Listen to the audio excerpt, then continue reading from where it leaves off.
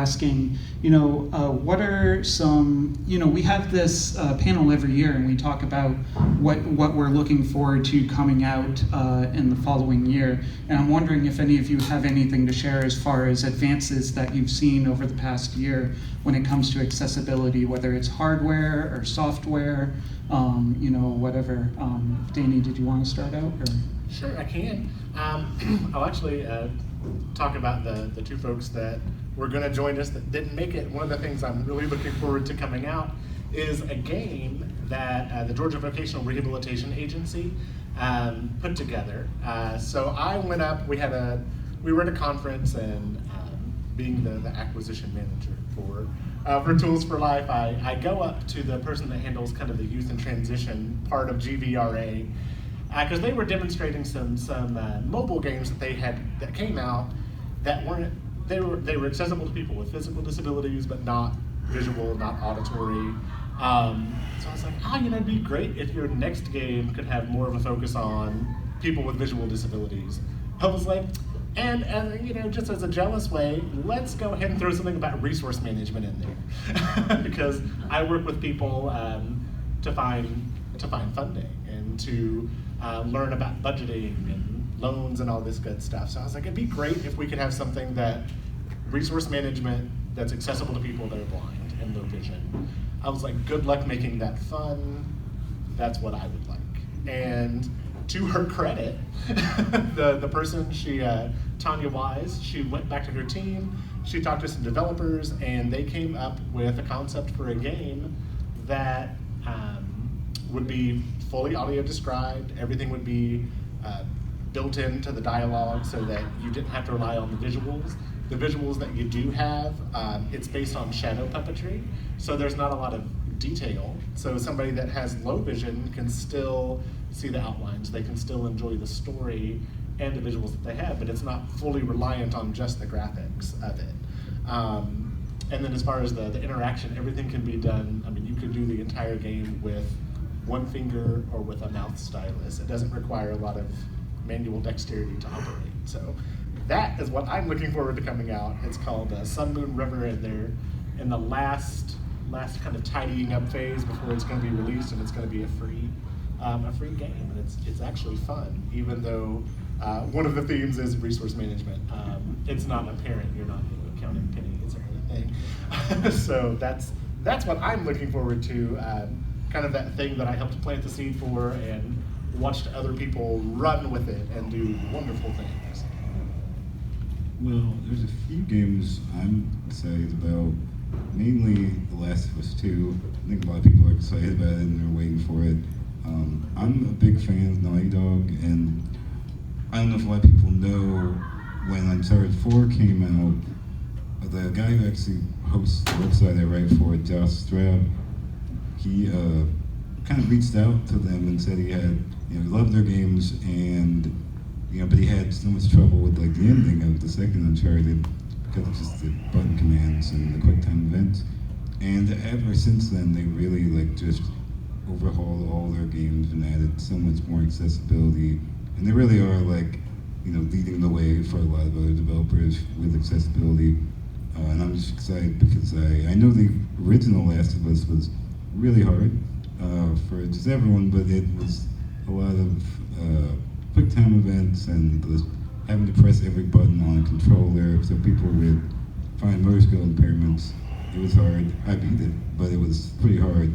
And I'm really excited to see how they change that and keep the same gritty, violent stuff in Last of Us, but also, make it a little easier, physically. But yeah, and then I guess a game that came out in the last year, I was really impressed with the last Tomb Raider. It kind of came out of nowhere how suddenly they introduced all these new mechanics and really cool difficulty levels that you could kind of customize the way you wanted. You could have a really hard puzzle difficulty, but still have easy QuickTime events. I really hadn't seen anything like it.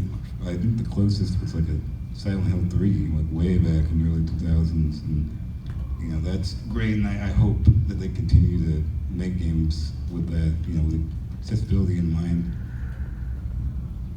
Well, I think y'all covered some exciting things coming down the pipeline for commercial and smaller studio types of games. Out of curiosity, how many people here have a home assistant, like a Google Home or an Amazon Alexa?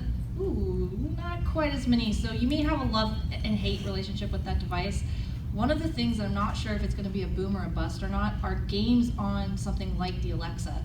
What I think is neat about, she has a lot of problems, but what I think is neat about Alexa is that this voice-first platform, it's not that expensive. I've seen some compelling narrative games, and it levels the playing field for people, unless, of course, it's inaccessible to you because of the audio part.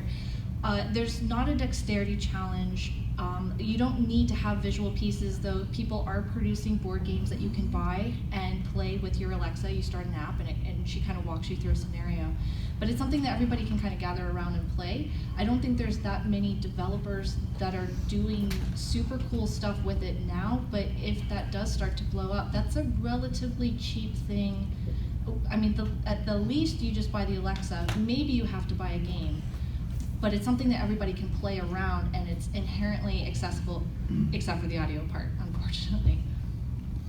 Yeah, for me, definitely like the voice assistants is a great example. I know I've had a little bit of experience. There's a Batman game available on, I believe, both the Google Home and the Amazon Echo, but definitely a very, like a cool way to be able to make an accessible game. One of the cool things about the Amazon Echo as well for developers, it's free and fairly simple and easy to get up and running on building your own game or your own app on the Amazon Alexa. I've done it myself, and I don't really have a programming background except for just as kind of a hobby, and it was just very easy to pick up and be able to figure out how to create something on it. So I would encourage people to check that out as well. One thing that I did want to mention that I feel like is very exciting. Last year, I think we were talking about, it was just about to come out, the Xbox Adaptive Controller. So this is a first-party controller that Microsoft developed over 2 or 3 years, and they worked with all sorts of different disability organizations to figure out exactly how to make this as accessible as possible, and it's really amazing. I think it's a great step in the right direction. I don't think it's the perfect solution right yet. Ideally, I believe that everyone should be able to have access to their games at the same price point. So it's only $100 for the controller itself, but then you have to add on all your peripherals and all of that. But if they were able to somehow make it like a little bit more affordable, that would be even better. But I really feel like it's a step in the right direction. Has anyone here used one of the adapters? It looks like a candy bar. It's white with 2 big things that look like buttons. They are not buttons. Yeah. That was the big lie. Everybody thought those were. Do you have one back there? Yeah, I've got it out on the stage there next to you guys. Oh, Let me grab I it can't real see. quick. They are buttons. They're just they're meant to be actuated by the controller itself. So you're supposed to use them in conjunction with each other, the adaptive controller and a regular controller. But here, If you were watching television around Thanksgiving, you saw that tearjerker commercial multiple times over with a kid playing a game. Yeah, and I love that commercial because it's not really done in this sort of like, oh, he's able to play. It's like he's one of us, he's just on the same level. Yeah. And that's cool. I'll go ahead and pass this around so everyone can check it out.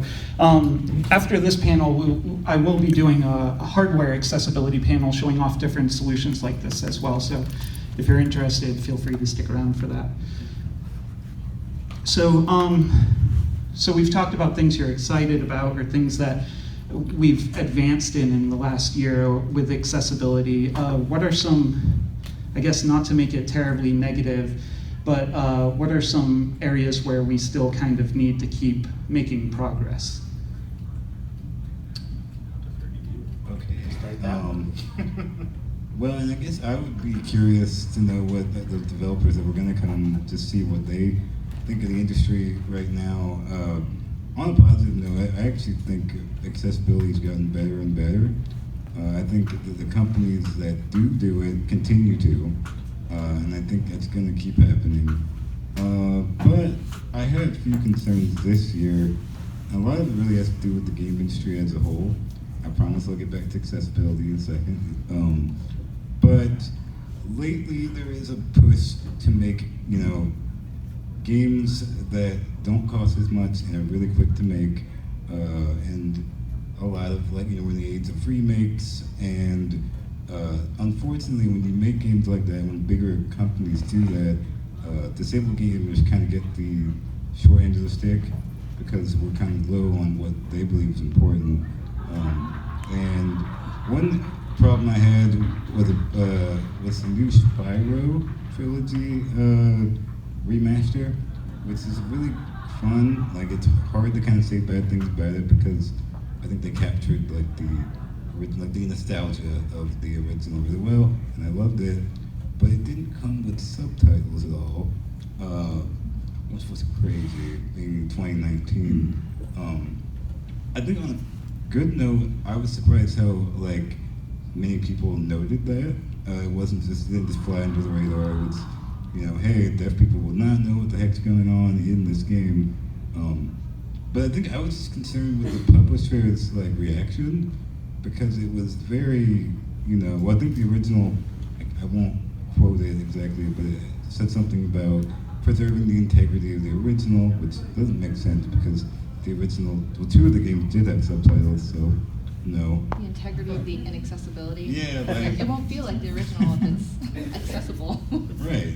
That didn't make sense, which basically means we don't have to. So, and I remember I spoke to an expert about it on Twitter, a guy who deals with accessibility, and he was saying that even that's kind of not a good excuse because, it doesn't have to be legal to make an industry standard. There already is one for subtitles, because we're at this stage in 2019 where we kind of expect it in most games, and most developers kind of realize that whether it's disabled or not, people like it and they want it in their games.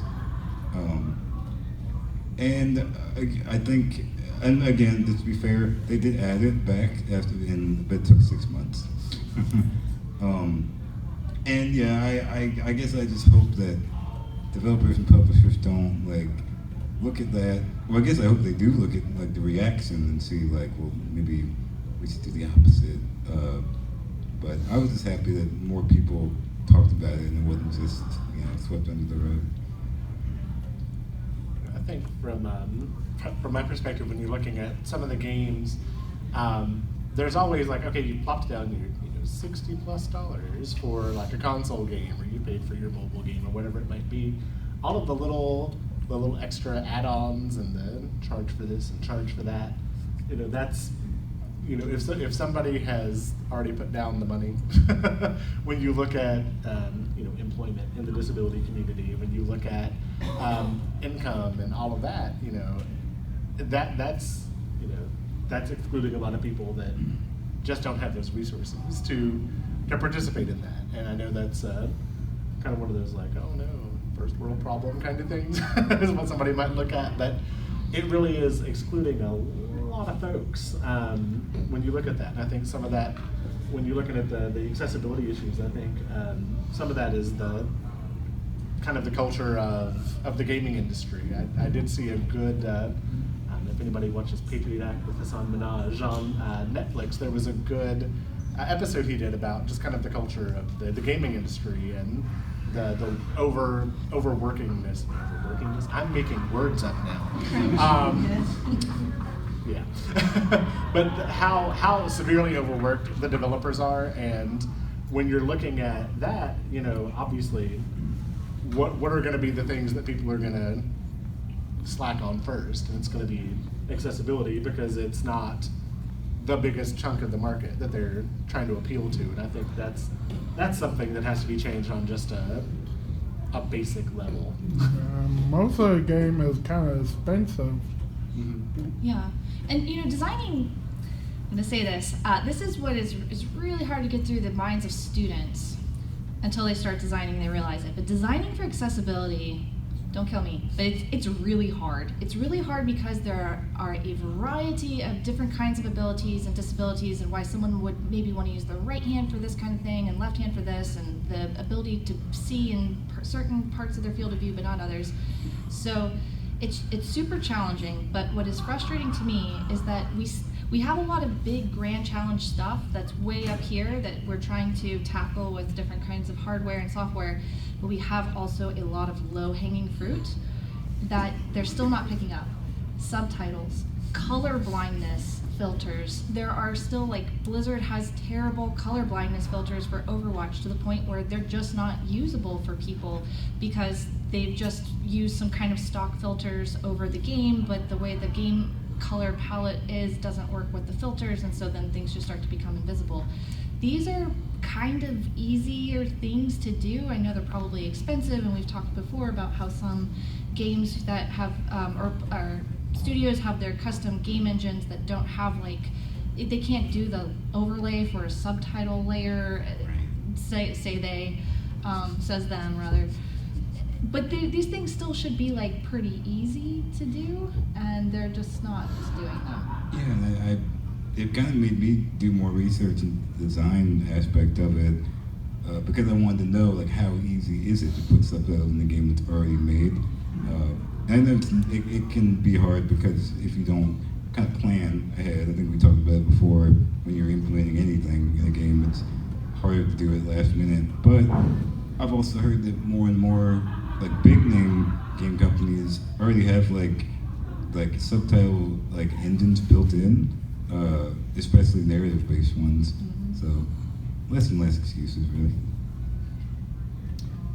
Yeah, definitely. Like, I always felt like subtitles is something that, I mean, you had said it earlier, Mike, this is 2019. How are we not, how is there any media out there at all that isn't already, like, subtitled? I mean, we've gotten to the point now where even, like, real-time captioning through artificial intelligence is, like, really getting great. I mean, you can put together a Microsoft PowerPoint presentation, be presenting it, and speak into the microphone on your laptop, and it'll write out every caption, every word that you say on there pretty accurately. So yeah, it's just mind-boggling to me as well that, you know, that's not like an industry standard. And if it's not, why isn't it yet, you know? Well, I like to say that it's not just for disabled people anyway. It could benefit anyone. Like curb cuts, we talked about that a lot. They're designed for people in wheelchairs, but, you know, women with baby strollers, you know, that helps them. Pushing bikes, Yeah. older people that don't have a high step. And with subtitles, yes, deaf people need them, but, you know, if you're a college kid in a dorm and it's really loud, it might be easier for you to play a game with subtitles on. So it's, you know, it can benefit more than just this one market. Yeah, I don't know if this is because people think, like, well, it's a game. Like, a game is something you do for fun. You don't need to play this game. But as they become more a part of kind of our cultural fabric, then people will think of it more of like television. Like, of course, and then you have regulations. You have to subtitle television streams. Maybe games will approach that at one point. It won't be seen as just a hobby or just a pastime. It's always been my opinion, like I've presented numerous times on the importance of video games for people. You know, that's one of the way, like not just video games, but playing in general and making sure that everyone has access to play. It helps people learn how to make decisions, how to follow the rules, how to work as a team. So I really feel like, you know, many people may say, yeah, it's just a hobby and it's just for enjoyment, but really I don't believe that that's the case, that it's entirely recreation.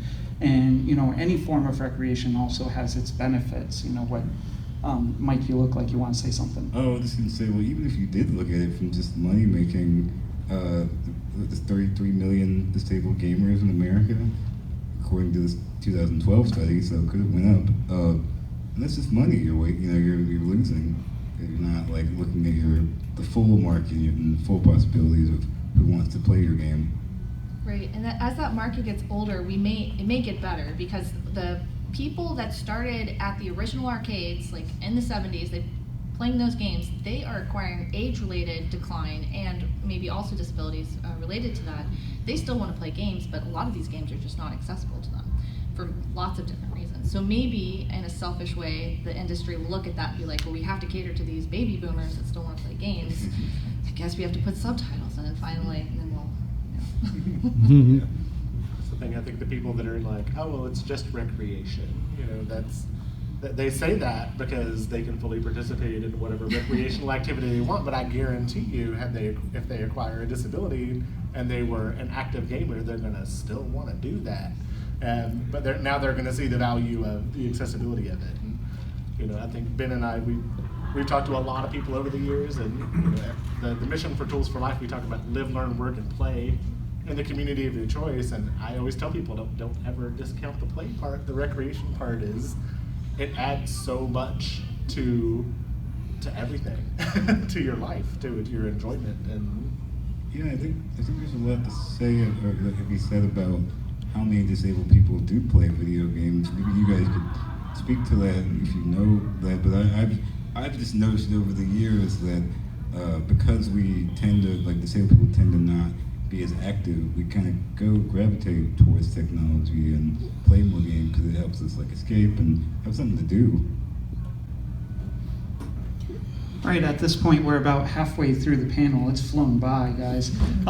So I want to go ahead and open up, questions to the audience. So if anyone has a question, just feel free to raise your hand, and I'll come by with Mike. I'm a developer. How do I balance making games that are like a challenging Twitch reflex platformer with also making a game that as many people can play? If the point is the reflex challenge, is there a way I can make it accessible? Yeah. Well, I assume you're an indie developer, and I know it's a lot tougher dealing with resources. And like Laura said, there's just so many disabilities. But the way I sort of go about reviewing and the way I play, like I look at a game when I play it, I hit like certain bullet points that kind of cover a big portion of the community, like with fine motor skill impairments, can you customize the controls? That helps a lot with something like subtitles for deaf players. And even though I don't know as much about the sort of cognitive disabilities, difficulty levels, just having an ability to kind of lower the enemy count, or just more time to finish a puzzle, stuff like that. That way, even though you're not hitting every point, you're hitting like the bigger ones that most people kind of fall into. yeah, and there's ways to do game mechanics that feel twitchy, but actually really aren't.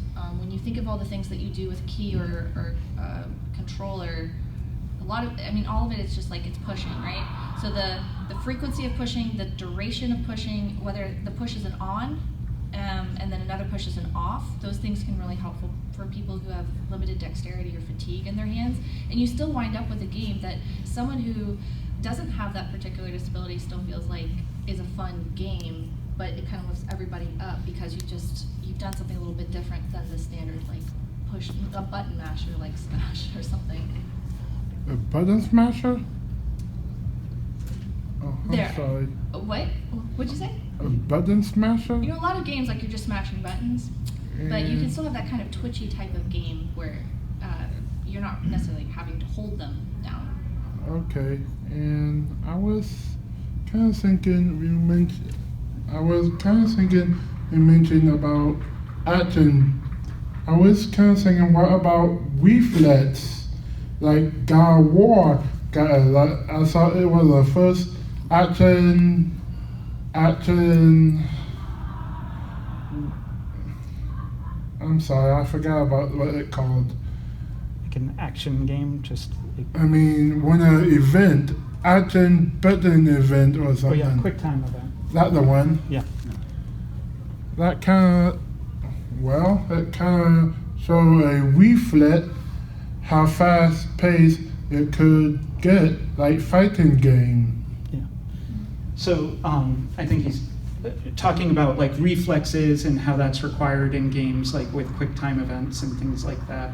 I think we mentioned earlier, thankfully, there are many developers out there that seem to be making that optional. But in the case of like fighting games, like you said, what kind of options are available when it comes to people that have slower reflexes? I'll just do an anecdotal thing on you mentioned God of War, and I love that series.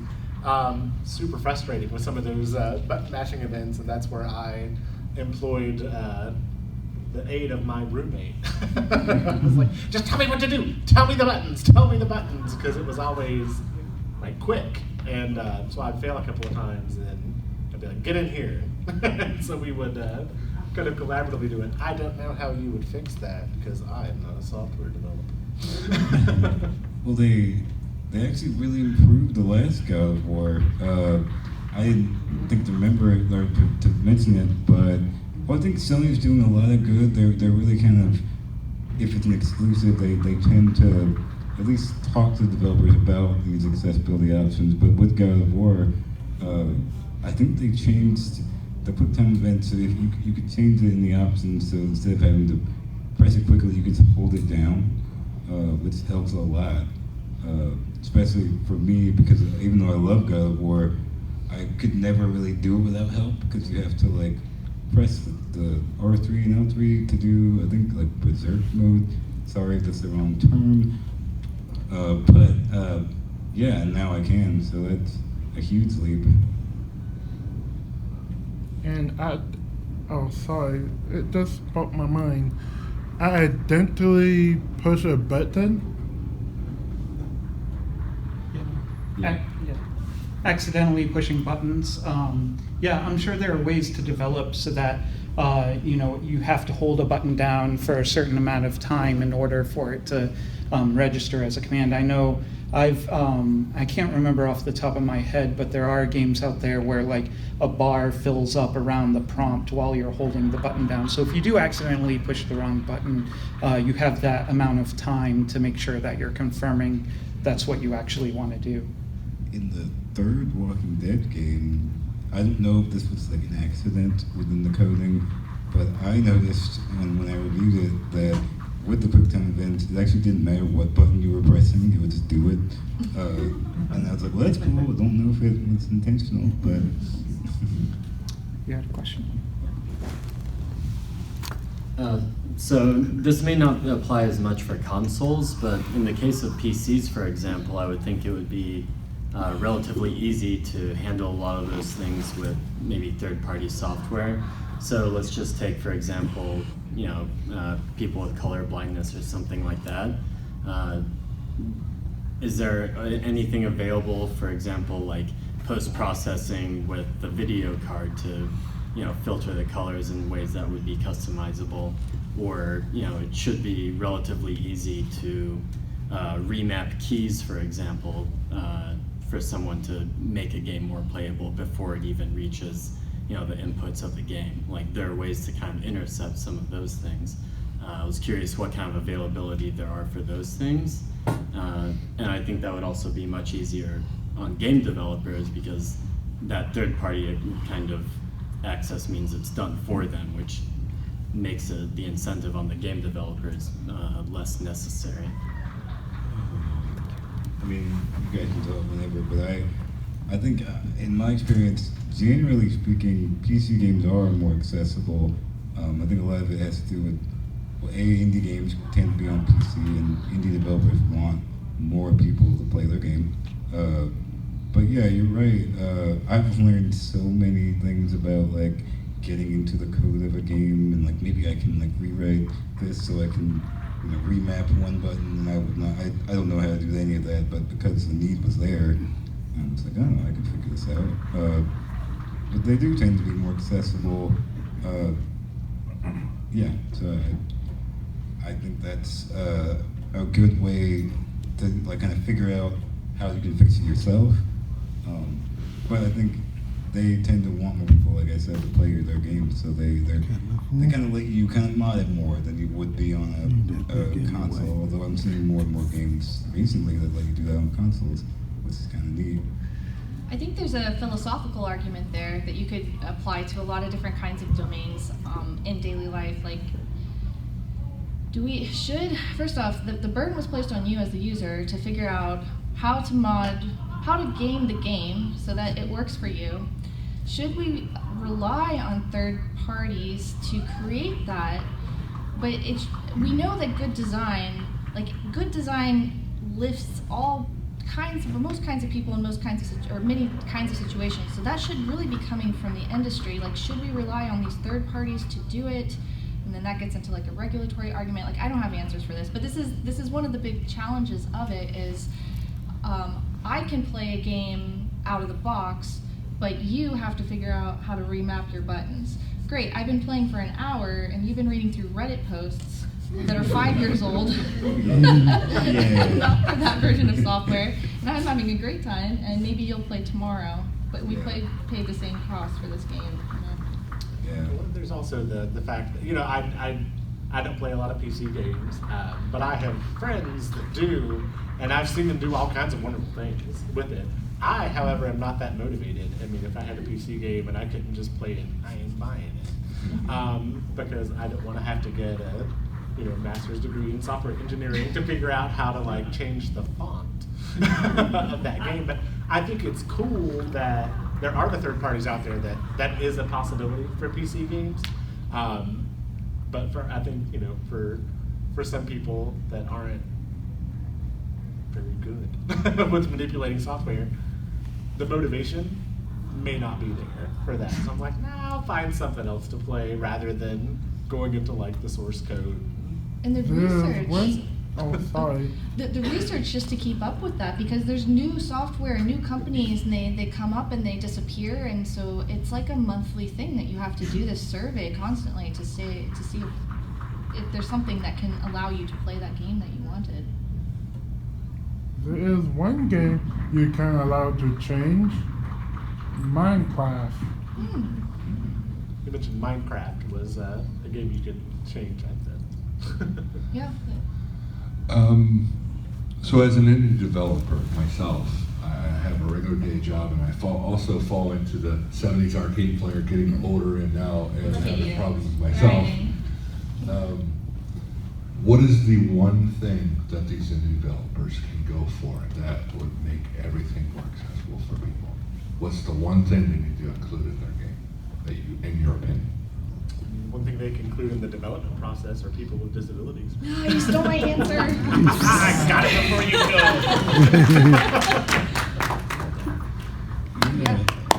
go. Go, please. No, it's the best way. It's not always possible, I know, because of resources, but honestly, even just reaching out, in email, hi, I can, and there's not just me, plenty of like YouTubers and people who kind of dedicate their life to playing games, but because of their disability, they have problems. They can definitely help, with early on in development, even. Yeah, so I think it's great. We have standards and we have best practices and we have heuristics, like, if you have this kind of game, you should use this kind of font or contrast level or all of that. That's great. We know those things, but it doesn't replace bringing someone in, and there's a wide host of abilities and disabilities, so one person's needs are not going to be uniform. But bringing someone in that is of that target demographic and them telling you what they actually need and what you should be designing for, as opposed to like you with your own assortment of able-bodiedness saying like, well, I think that it should have this, and that's not really what is needed. And those types of design elements that come from that are ones that like everybody enjoys, and you don't see it as like an accessibility feature. It's just a good thing that's in the game. I mean, there's also, we talk about including people, there's so many organizations out there as well. I always advocate to reaching out to peer-led organizations, and sometimes if you look at like the national versions of some of these organizations, there may be funding there to help with building that out. Contact the National Association of the Deaf or the National Federation of the Blind, and you may have a group of beta testers at the ready, but you can also get really good feedback and possibly resources for developing. We mentioned fonts just a minute ago, and I did come in a little late, so I'm sorry if this has already been covered.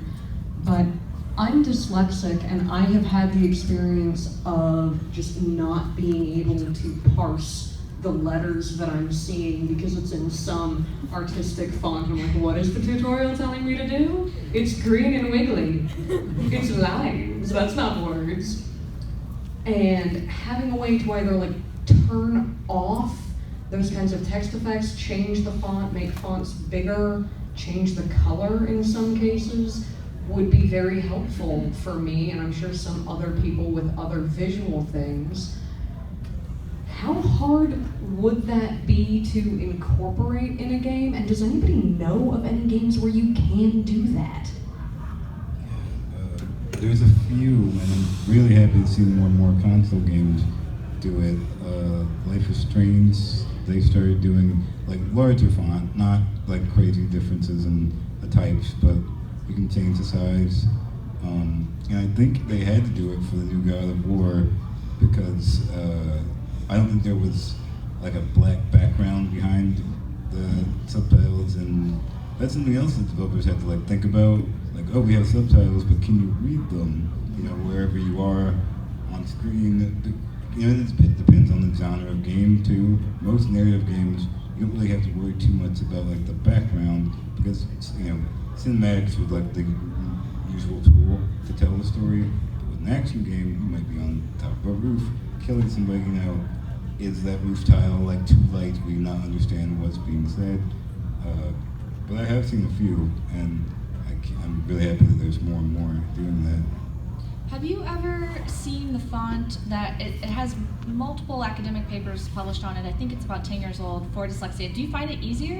I do actually, but it's not ubiquitous. Not any computer has it on it and can run it. The best, most commonly available font to read for dyslexia is Comic Sans. That's such a shame. Another slap in the face. For anyone else with dyslexia, there is a font out there, and it's kind of it's a wacky looking font. It's supposed to be easier to read. There have been studies in multiple languages and cultures for it. I've never seen it integrated into a game. I don't even know what it's called. I don't think it's called the dyslexia font. Do you know about it? The name of it, but it's kind of weighted. It's open source. It's online. You can put it in as a word plugin. If you Google dyslexia font. Yeah, it's like the only one. But those kinds of cognitive aids are, because we talk a lot about perceptual and motor disabilities, but of course there's a whole suite of cognitive disabilities as well, and that makes it hard to play a lot of games that require you to remember things, and it might just be like where I'm going next. So the interplay between fonts that people can cognitively digest, even if you don't have dyslexia, there are certain fonts that make it harder for you just to remember information, but then being able to call that information as needed where it doesn't interfere with gameplay, whether that's from a journal or a passport or something. It's like you are going to Emerald City and you need to talk to this crazy name that's not that memorable because they all sound the same. Those are really important things to put into game design as well. What sorts of accessibility issues what sorts of accessibility adapters and controllers would work for people using prosthetics?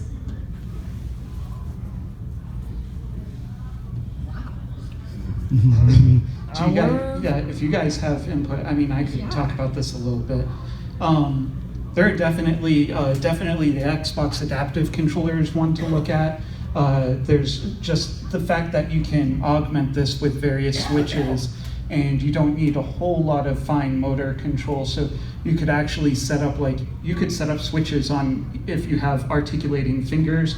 So just as you articulate those fingers, it could activate each of those switches without actually having to hit a button or anything like that. Would that be like a mechanical pull? I'm sorry? Would that be a mechanical pull for each finger? Or yeah, you could do that, yeah. Oh. So one of the great things about the adaptive controller is every input on a standard controller is represented by a 3.5mm jack. So you can plug in pretty much any simple switch, any kind of switch, and be able to rig it up so that it would work with a prosthesis or whatever it is you're looking to use. Another really cool thing with this is that you can plug in USB devices to it as well. So you could plug in a separate controller. There's a controller called the Quad Stick, which has a bunch of sip and puff sensors on it that you could then use with the Xbox Adaptive Controller as well. But are there any other solutions you guys can think of? Yeah, I'm not that familiar with it. I do know there are a bunch of games that only require you to use one hand. Just being able to kind of customize controls again, I think that help. But also like mobile games, there's a lot more that let you just use your thumb and not have to hold it in both hands. So there's that. I mean, I was thinking about the adaptive controller and then using that coupled with the what is the tilt board? Oh yeah, the 3D rudder. The 3D rudder. So that could help with if somebody is using a prosthetic and they can't hold the controller and say it's on the left side and you don't want to remap it, then that's something where they could use their feet for the moving around or those inputs and then use the buttons or use that coupled with switches with that. Yeah, there are definitely solutions out there, and Tools for Life is definitely a great resource for anyone that's looking for solutions. They brainstorm with you whatever it is you're looking to do and how to accomplish it. What about Kickstarter? What about Kickstarter? Yeah, I was kind of, just a while back, some games sound amazing, but some of them are booby trap, which only a trap, only to make money and just run off. And some is not very good game like Mighty Number 9. It's buyer beware, right? Yeah, you just have to be vigilant in picking out how you're choosing to spend your money and making sure that you're buying something that's going to be accessible and good for you. Yes. Alright, it's working. Going back to the topic about subtitles, I have a deaf brother and I do a lot of interpretation for him, but a lot of things that go over his head are social cues, such as sarcasm. Are there any ways that could assist someone that's auditory disabled and understand a lot of things that are being said verbally, but end up getting lost in translation?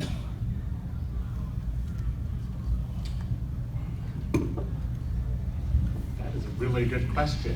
Yeah, I mean, you think that then relies heavily on the visual, so they can, because that's what we do in life, is you pick up cues from these different modes of listening and looking, and maybe there's haptics too.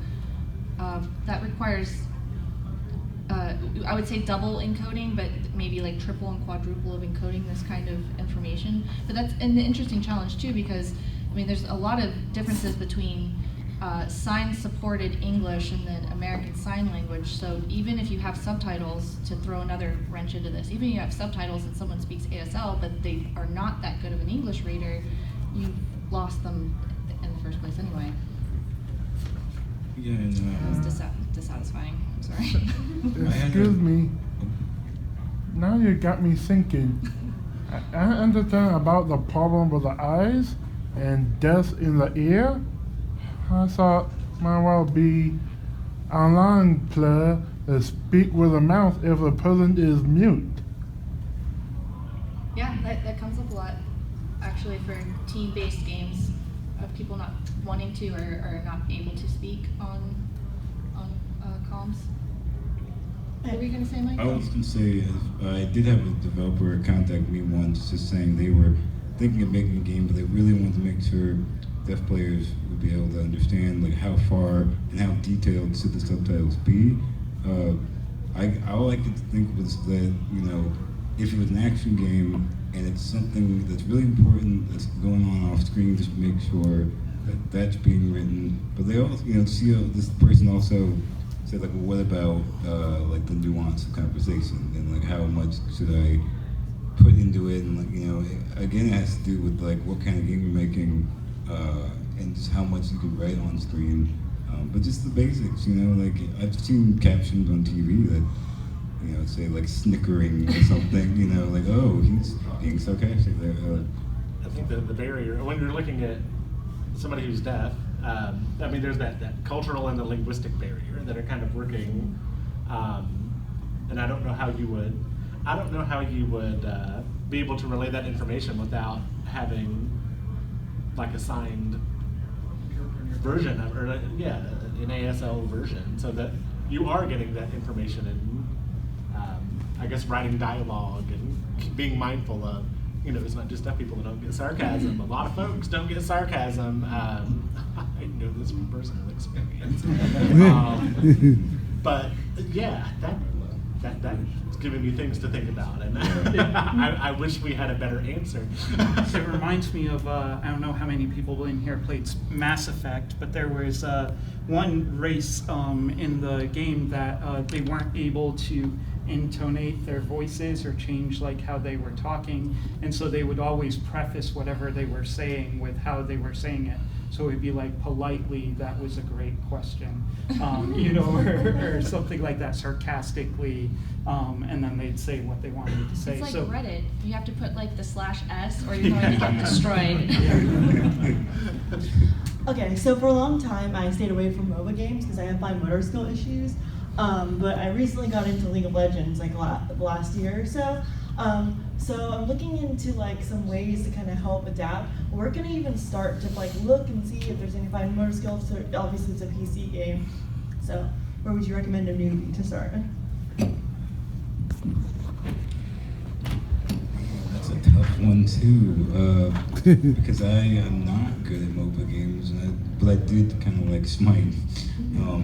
And there is this sort of like idea that because you're online and you're dealing with real people, it's hard to kind of, I guess we talked about it before, there's this idea that if you do add accessibility in games like that, like, are they going to be an unfair advantage? But I think the way to do it is just to give everyone the same amount of accessibility, turn it off and on. I know in GTA, you can kind of turn on auto aim, and people all kind of know within the match, like, oh, this is available, and so that's one way. It's the only way I've seen it. I recommend for everyone to check out the Able Gamers website. They are a nonprofit that works in accessibility and gaming, and they have lots and lots of resources for genres of games and also titles of games with recommended settings, depending on what kind of accessibility need that you're looking for. If not a setting, then maybe a hardware adaptation. There's active forums on there too. If you can't find it there, I'm sorry. What was it again? Able Gamers. ablegamers.org, I believe. Yeah. That's where I got my information about 33 million disabled gamers too. They did that study, so. Yeah, they put out a lot of white papers. They work with government, public policy. There's a lot of resources there. Any other questions? Yes. Thanks. Two quick things. First, we had a lot of discussion around subtitles, and you specifically brought up the Spyro thing. Right when that happened, Ubisoft released their statistics about subtitle usage in their games. And in games where subtitles were on by default, 95% of players left them on. Even more telling, on games where they were not on by default, 49% of players turned them on. So everyone likes subtitles. Then my question is, this is something I'm very passionate about. I am an abled gamer, but I believe that everyone should have the chance and opportunity to be able to play whatever they want. And some companies are a lot better at this than others. So what are some of the best ways that I can be an advocate for disabled gamers? Yeah, be vocal. I mean, that's really why the Spyro, game got subtitles eventually, because they wouldn't have done it if there wasn't pressure. And it's not a bad thing to be vocal about, helping people who need it. There's a really active community on Twitter in particular, so like Karen Stevens, who's the EA accessibility person, Ian Hamilton, who I'm suspecting is who you were talking about before. There are a number of people that work in the space that if if you see something that you like, you should tweet about it and then at them, because they will retweet it, and they have massive amount of followers and they are embedded in industry already. That helps start this kind of like snowball, and I see them weekly happen. They'll go through Twitter of like, look at this game, it's really inaccessible for this one thing, or I can't believe this company actually put this in finally, and it just keeps going and going and building up, and they'll get like tens of thousands of retweets. That's got to be something. I know I wish there was something better to do than just complain or cheer on Twitter, but it does seem to help, because that's how Karen Stevens got in that position, was being vocal on Twitter, and that's now her job at the studios to man this, or person, spearhead this accessibility initiative there. I just want to say real quick, since you brought up Ubisoft, on a positive note, I actually heard through Ian Hamilton that, I don't know if everyone remembers or played the original Assassin's Creed, but that game like takes place in the Middle East with a lot of very thick accents, and it didn't have subtitles.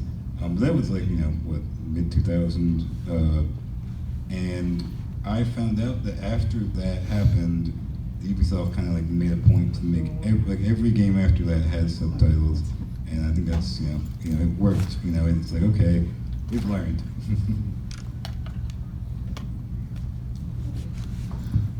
Hi. So I'm a web developer, and a lot of the stuff about like subtitles and stuff doesn't really affect what I work with, but I'm always trying to make my sites more accessible and find ways to make things more accessible.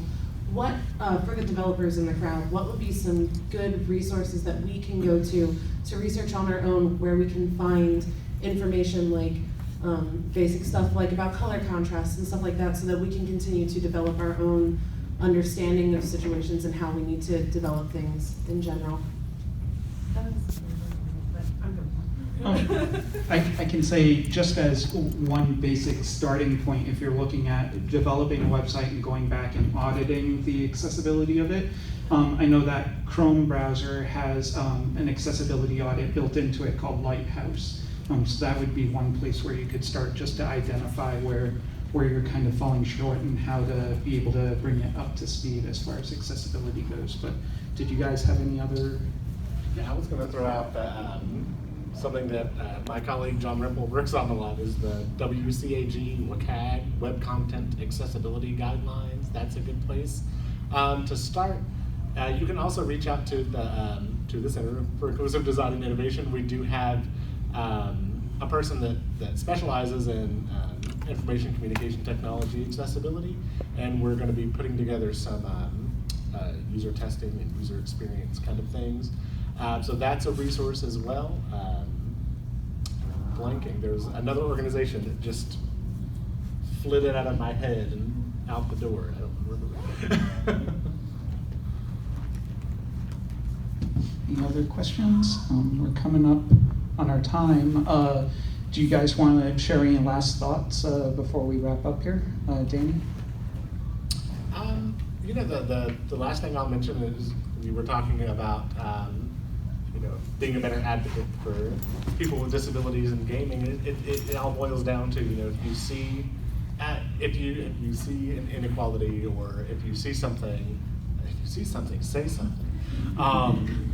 Because that honestly is the best thing. And aside from screaming into the void on Twitter, write a letter, make a phone call, but note it, and if you see something, just be vocal. Be vocal and critical. That's my motto in life. And my last question is, I noticed on his forehead. Mike, you want to talk about your cosplay? It's from the movie Us. Have you ever seen it? He's a Tether, the crazy killer. I love that movie. The movie called Us? Yeah. It's a horror movie. Okay. And any other last thoughts, Mike, besides your cosplay? Well, I just wanted to go back real quick to just, giving credit to developers. I understand that even, big name developers, when you are working for companies, you don't always have control over what you want in the game. So if you can't make something accessible, just think about ways, that are different from your perspective. Could I get to this level if I was blind? Could I understand this conversation if I was deaf? Just, there's still little things you can do even if you don't have the resources. I'll always say involve your target users. There are always ways to find people that fit the demographic that you're designing for, but at the least what we found is if you watch, or you have people working with you watch videos of people playing games with various disabilities, you will get a lot of insight on how you should design that game. So we did that with students this past couple of semesters, and the way the students design their games drastically changed by just watching YouTube videos of like a blind gamer playing Ocarina of Time. There's just millions of these videos out there. That'll get you some juices flowing if you can't actually get people sit down with them and have them play your game. YouTube. Well, thank you everyone again for coming out. I hope you guys found this informative and enjoyable. It's a very important conversation to have. If you did enjoy the panel, or if you didn't enjoy the panel, go ahead and rate it on the DragonCon app. That always helps getting that feedback from you guys and ensuring that we're able to come back next year as well. But yeah, enjoy the rest of the con and enjoy the rest of your day. Thank you very much. Thank you. My name is Patrick, though. So right after this panel, Ben has graciously brought some assistive devices with him for people to check out. So we have on the schedule a hands-on with accessibility devices. You can also think of it as the accessibility mixer if you want, whatever. You get to spend some quality time with Ben. It is in this room. We are not going to clear this room. So if you want to stay for the hands-on, spend some time.